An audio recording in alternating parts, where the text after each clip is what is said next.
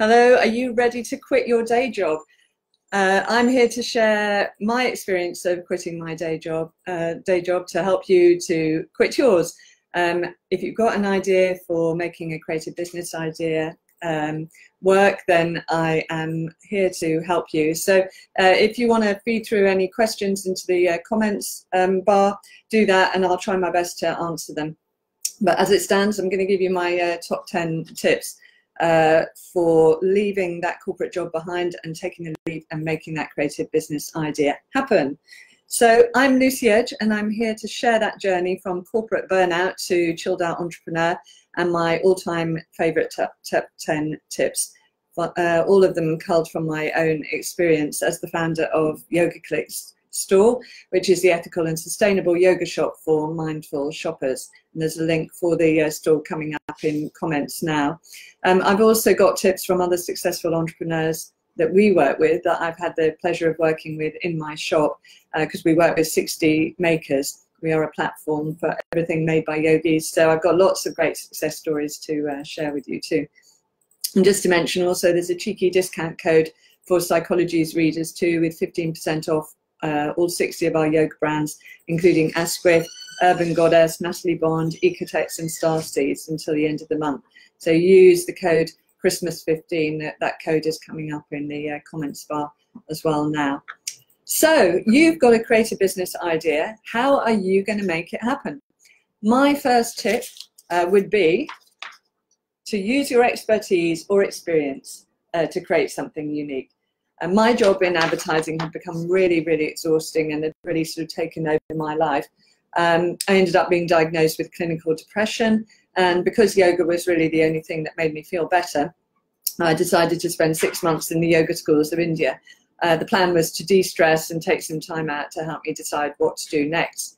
So 6 months later, fast forward 6 months, I was on the plane home with a suitcase full of diaries. I may not have become the yoga goddess of my dreams, but I had rediscovered my childhood love of writing. And I was very lucky that Imagery Press decided to publish my book, Yoga School Dropout, which is all about those encounters with ashrams and gurus and my quest for inner calm. And it sold really well. But the best thing about it, I think, for me, was like then got lots of emails from readers who wanted to share their related experience. And it seemed that yoga was a common thread. It had helped all of us with a different way of living. And in many cases of making a living as well. So lots of the people that I spoke to had actually been inspired to act on their creative small business ideas, from making yoga mats to yoga clothes to herbal tea and spiritual jewelry. So then in 2016, I had this big aha moment. What if I was to create an online portal to collect all of those makers in one place, a place that could champion their products to other yogis and to mindful shoppers? And out of that, Yoga Clicks was born. So now, 2 years later, we've got 60 makers on board, and they're all creating the most incredible, innovative business ideas, everything from a Dorje-inspired spiritual jewelry, complete with a meditation app, to yoga pants that have been made out of recycled coffee grounds. So my message on tip 1 is to use who you are and what it is you really believe in and what you love. And don't be afraid to let unexpected sources of inspiration strike. So who would have known that out of that book would come the idea for this website? You never know where things are going to take you, and always stay open, always stay listening to what people are telling you about what you're putting out. So my second tip is to have people around you who share your values and your vision. Creating your own business is tough, and you are not going to be able to do it on your own. News just in. So it's really important to have people around you who support your vision for the business, whether it's co-founders who share your values, investors who understand your proposition, or frankly, family members who are going to roll up their sleeves and get stuck in when the chips are down. And my husband was a big believer in my idea and its principal investor, but we did struggle to execute the idea until we met Duncan, who is the most amazingly fantastic developer and great human being, who also has a very strong sort of commercial bent as well.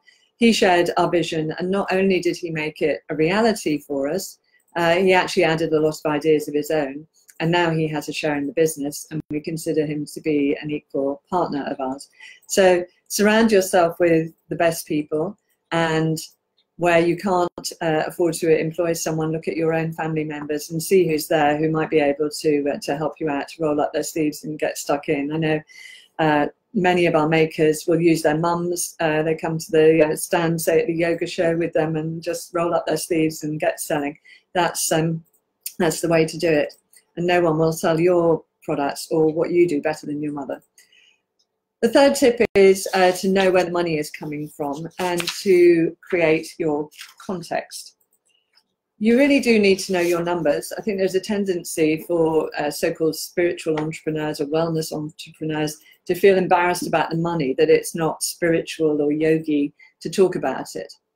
It is. Whilst the ancient sages may have lived up a mountain clad in nothing but ash, foraging for fruit and seeds, most of us live in the real world where our customers are. So we all need to be able to make money, and there's absolutely nothing wrong with that.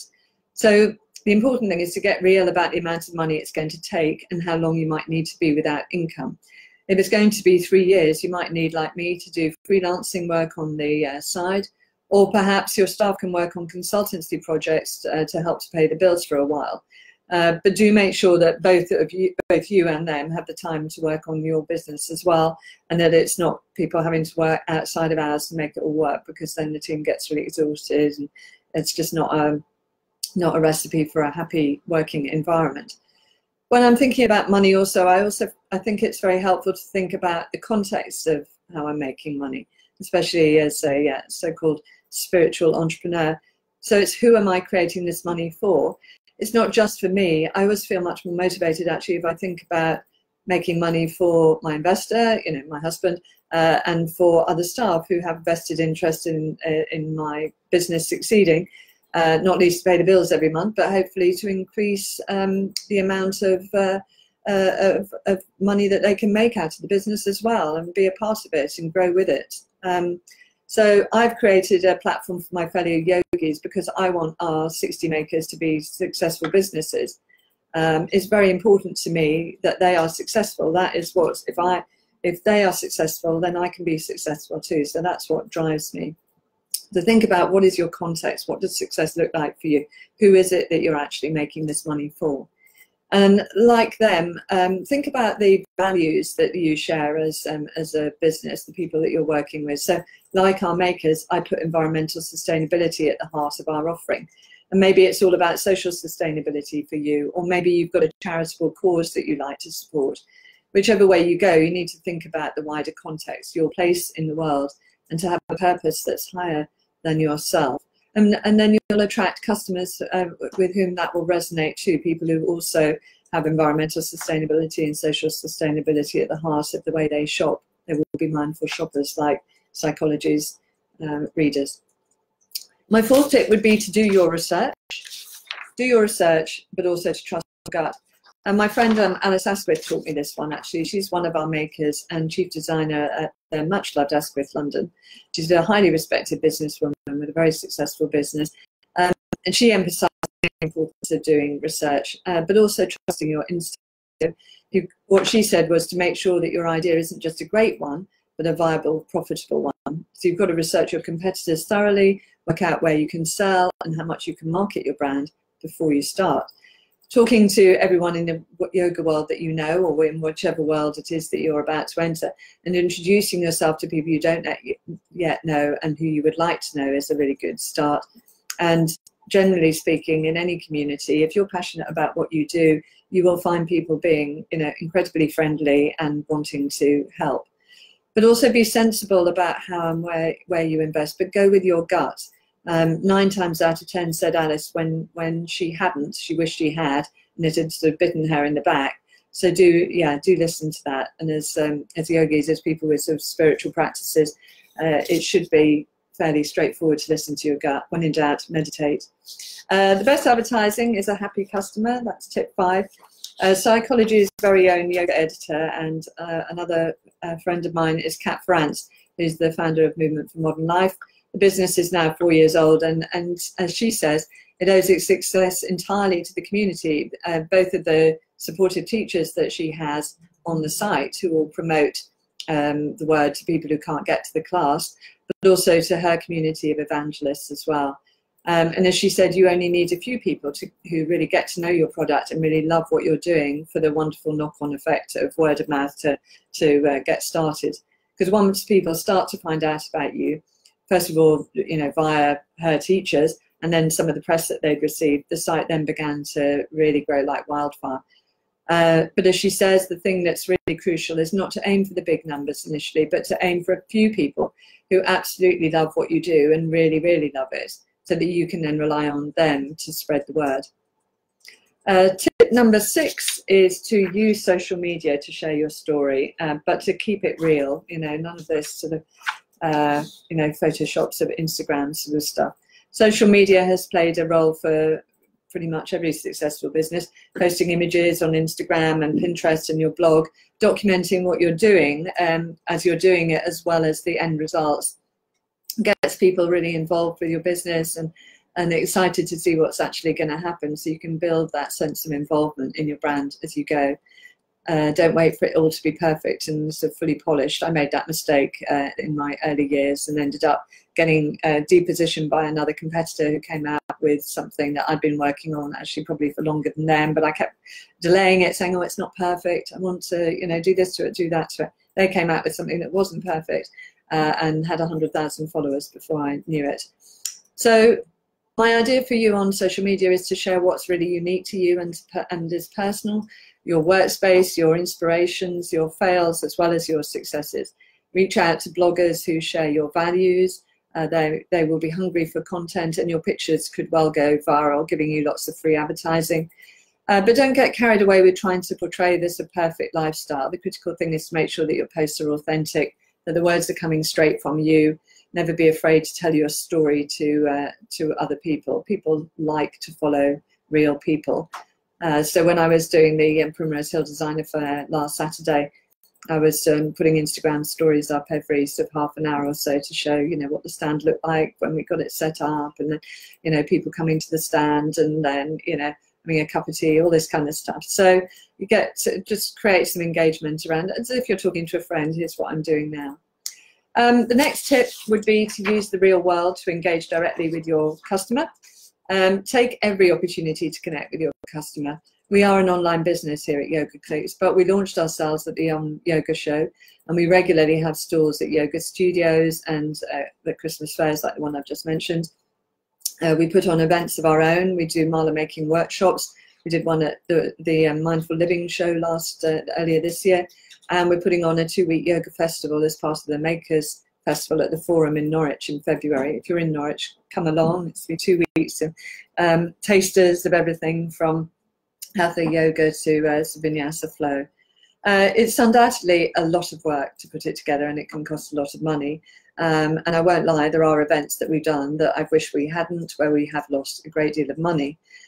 So you have to be really choiceful, but if you don't try it, then you don't learn what does work and what doesn't. It's worth persevering, as the right events will give your brand a lot of exposure and enable you to engage directly with your target audience. You also gain feedback that you don't get from selling online, why they love the products, what they don't like, why they might be hesitating. Is price an issue? And that's something we've found sometimes where we've taken products out that we haven't got that so quite right. Is the product description lacking something? These are all invaluable insights. When we did the show at Primrose Hill last weekend, I noticed that people were picking up our eye pillows and smelling them. And that told me they wanted their eye pillows to smell nice, and they don't actually smell of anything at the moment. So I couldn't have got that nugget with a solely online business. So don't worry if you're not a natural salesperson either. I definitely never have thought of myself as a salesperson, but I've learned that it's just about sharing my passion with the customer and the community and letting that shine through while I talk, listen, and, as I just said, observe.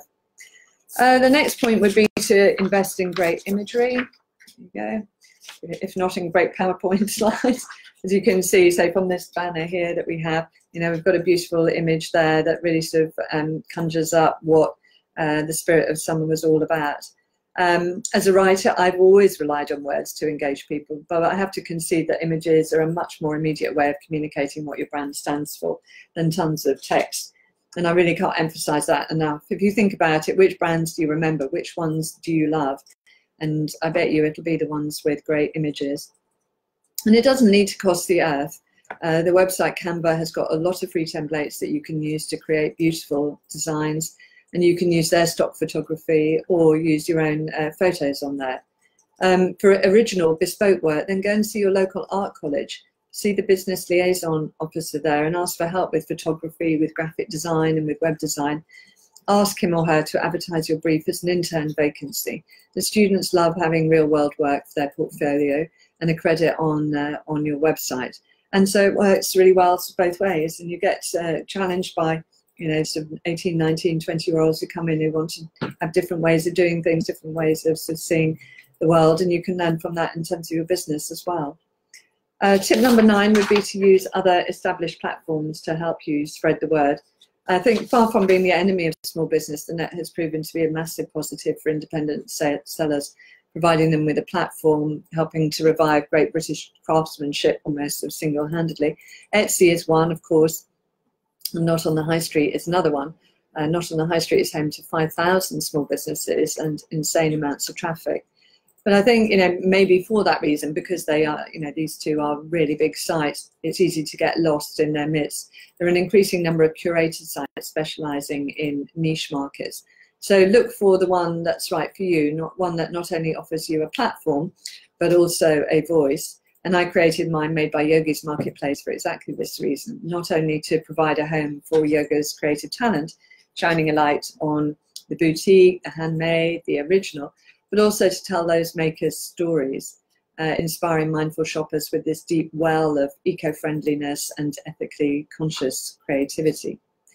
And finally, my last tip would be, remember to breathe. I know from personal experience that creating and driving a business takes everything that you've got. I would be a puddle on the floor if I didn't practice every day. Meditation helps me to clear my mind, listen to new ideas, and it also gives me the courage to keep going when the going gets tough. There is no way that I could do what I do without yoga. Whilst we don't always have easy access to a beautiful studio of our own, we can always find a bit of space and time to roll out a mat. I wait until everyone has gone home and then roll out my mat between the desks. Even if I've only got 15 minutes, I always give myself the gift of yoga. After all, it was yoga that got me into this in the first place. So here's a link to the blog post that goes with this chat. I've written all of these ideas up for you. And again, a reminder of the 15% off discount code for you, which is Christmas 15 with an X. And that's 15% off until the end of December. So thank you and namaste. And I'd just like to also thank Psychology's Life Leap Club, which is the online coaching club for all Psychology subscribers, which offers plenty of support and inspiration by top coaches and experts and psychologists, all of which is about helping you create the life you really want. And so to find out more, go to Psychology's newsletter at psychologist.co.uk. Thank you very much for your time. And if you do have any questions or comments, just pop them now into the inbox and into the comment box rather. And if you want to follow up with me on any of the points raised, then you can always get in touch with me on our Facebook page, which is at Yoga Clicks. It would be great to see you there as well. So this is probably my last broadcast before Christmas. So wishing you very happy holidays and a fantastic new year. Namaste.